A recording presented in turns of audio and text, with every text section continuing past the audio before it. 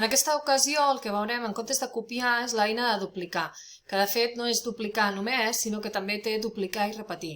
Per exemple, podríem aconseguir això, aquesta figura d'aquí, que cada vegada està més amunt i més girat i cada vegada és més gran, doncs fent la modificació en la primera i llavors anar duplicant i repetint. Anem a veure com funciona. Si fem següent, el primer que ens diu és arrossega una figura i col·loca-te-la en el teu pla de treball. Ja la tinc col·locada. Clica duplicar i et farà una còpia exacta. Evidentment, si cliquem duplicar, d'entrada ens fa una còpia exacta d'aquesta duplicació.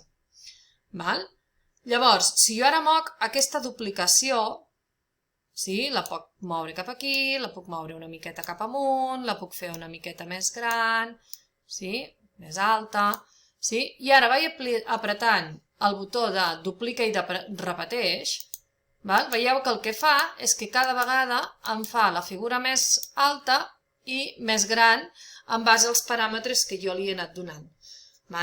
Llavors, és una manera fàcil de crear una cadena, una escala o alguna cosa d'aquestes que cada vegada sigui més gran. Aquest és l'efecte del duplicar i repetir. Si no modifiquem la figura, simplement la duplique i ja està, no fa res més.